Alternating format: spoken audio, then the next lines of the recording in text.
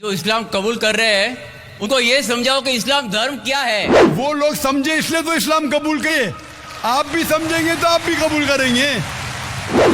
सबका मालिक एक है और एक मालिक होते हुए किसको ये नजर से देखता है और किसको वो नजर से देखता है। हिंदुओं को माफ नहीं करेगा और जो इस्लाम धर्म स्वीकार करता है उसको माफ कर देगा। ये कौन सा ऊपर वाले का कानून है जो मेरी समझ में नहीं आ रहा है। आप मानते हैं कि आखिरी पैगंबर मोहम्मद सल्लल्लाहु अलैहि वसल्लम है? नहीं मानते। अगर आप कहेंगे मेरा मालिक एक, लेकिन मालिक का कहना नहीं मानेंगे तो मालिक कैसा माफ करेगा? आप हिंदू मजहब से ताल्लुक रखते हैं? हिंदू मजहब की किताब में लिखा है, भविष्य पुराना पर्व 3 खंड 3 अध्याय 3 श्लोका 5 से 8 में लिखा है भविष्यवाणी मोहम्मद सल्लल्लाहु अलैहि वसल्लम की। मोहम्मद सल्लल्लाहु अलैहि वसल्लम का नाम से जिक्र है हिंदू मजहब की कई किताब में। Yajurveda chapter number 20 verse number 55, Yajurveda chapter number 20 verse 37, Yajurveda chapter number 20 verse 57, Yajurveda chapter 21 verse number 31। मैं सिर्फ हवाले दे सकता हूं आपकी किताबों में से सिर्फ घंटों तक, जिसमें लिखा है मोहम्मद सल्लल्लाहु अलैहि वसल्लम आखिरी पैगंबर है।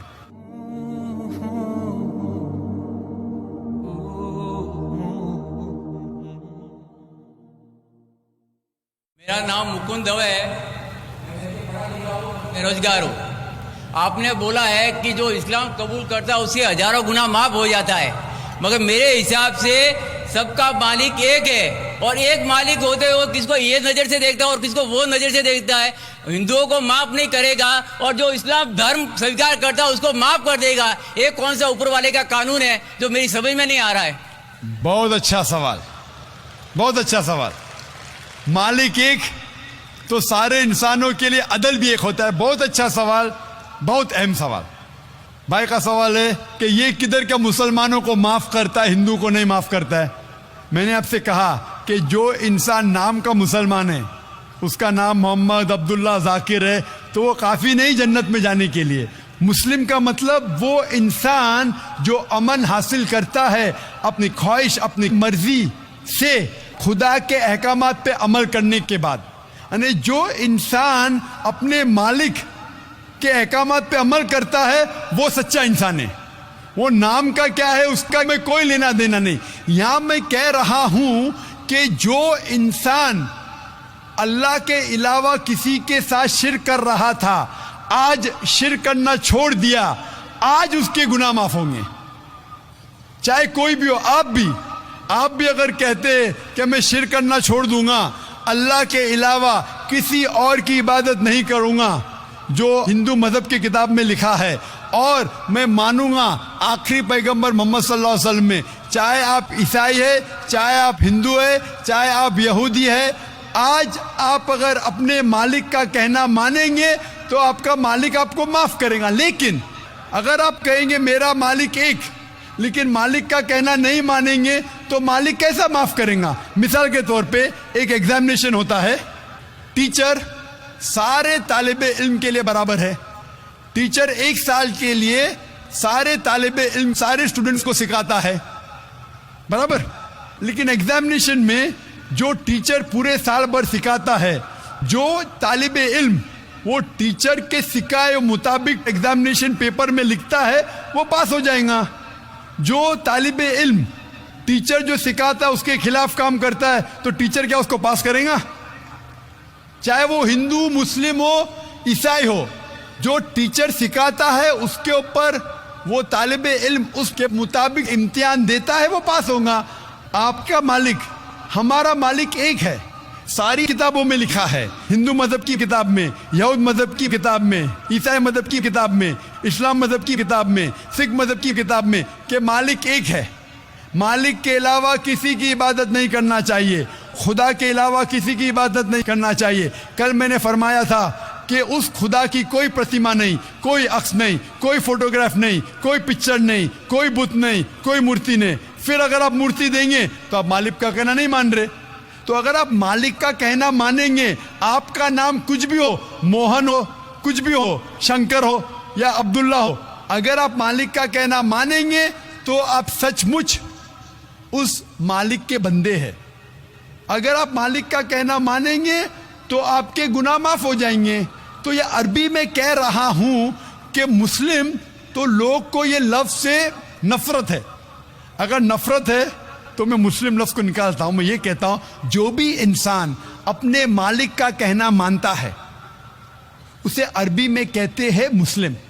लेकिन आपको मुस्लिम शब्द से नफरत है, मुस्लिम शब्द को निकाल दो। मैं ये कहूंगा जो खुदा के अहकामात पे अमल करता है, खुदा के कलमात पे अमल करता है, ये मानता है कि खुदा एक है, उसके अलावा किसी की पूजा नहीं करना चाहिए, वो इंसान के गुनाह वो मालिक माफ करेगा। आप अगर मानेंगे खुदा एक है, आप मानते खुदा एक है, आप मानते खुदा के अलावा किसी और को पूजना नहीं चाहिए, मानते? हाँ क्या नहीं मानते? आप मानते बुत परस्ती गलत है, आप मानते कि मूर्ति पूजा गलत है, आप मानते कि आखिरी पैगंबर मोहम्मद सल्लल्लाहु अलैहि वसल्लम है? नहीं मानते।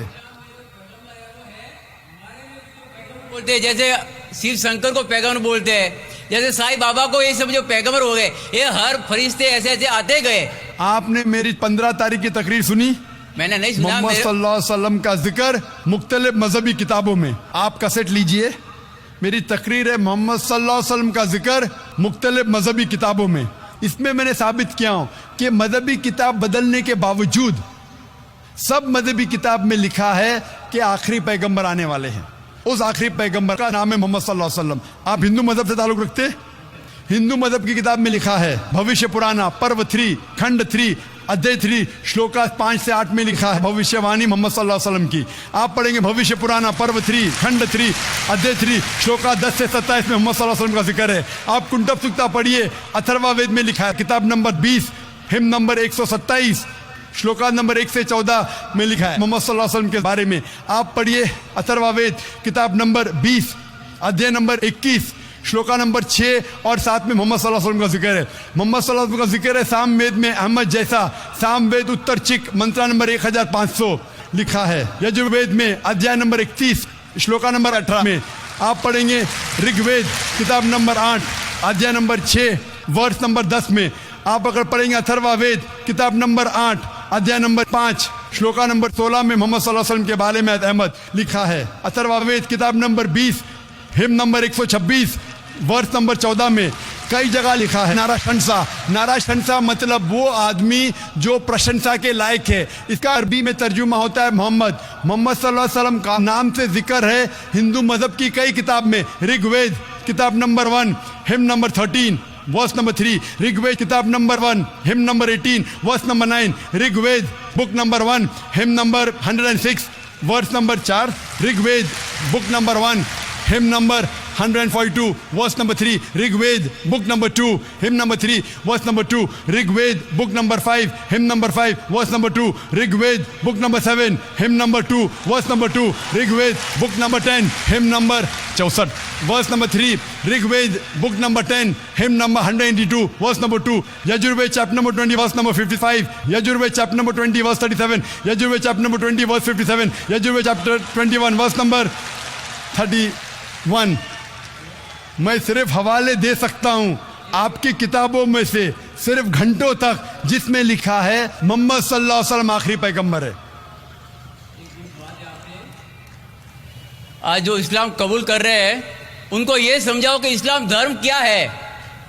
उनको वो समझ में, मेरे भी समझ में नहीं आ रहा था इस्लाम बोलते किसको है। आपने कहा कि जो लोग इस्लाम कबूल कर रहे हो उन्हें समझाओ इस्लाम धर्म क्या है। आप नहीं समझे, वो लोग समझे इसलिए तो इस्लाम कबूल किए। आप भी समझेंगे तो आप भी कबूल करेंगे। ये 10 रोजा कॉन्फ्रेंस जो था, हमारा मकसद था बताने के लिए सारे इंसानों को इस्लाम क्या है। ये मीडिया जो इस्लाम को पेश कर रही है ये तोड़ मड़ोड़ के पेश कर रही है। हमारा मकसद ही था बताने के लिए सारे इंसानों को इस्लाम क्या है। अगर आप इस्लाम को नहीं अब तक जाने तो बेशक कबूल मत करो। जब भी पहचान लेंगे इस्लाम को तो इंशाअल्लाह आप भी शहादत देंगे। मेरी दुआ है अल्लाह सुब्हानहू व तआला से, उस मालिक से कि आपको हिदायत दे कि आप ये माने कि अल्लाह एक है, अल्लाह के अलावा कोई माबूद नहीं और मोहम्मद सल्लल्लाहु अलैहि वसल्लम आखिरी पैगंबर है। मैं कहूँगा वॉलंटियर से कि आपको मेरी DVD दे मोहम्मद सल्लल्लाहु अलैहि वसल्लम का जिक्र मुख्तलिफ मजहबी किताबों में, उसमें सारे हवाले हैं। और एक खुसूसन तकरीर है मोहम्मद सल्लल्लाहु अलैहि वसल्लम का जिक्र हिंदू मजहबी किताब में, सिर्फ हिंदू मजहब में। आप उसको देखो और इंशाअल्लाह आप इस बात को तस्लीम करेंगे आज नहीं तो कल कि अल्लाह एक है, उसके अलावा कोई माबूद नहीं और मोहम्मद सल्लल्लाहु अलैहि वसल्लम आखिरी पैगंबर है। Hope the answer the question. Mike number 3 में कोई खातून तो सवाल करें।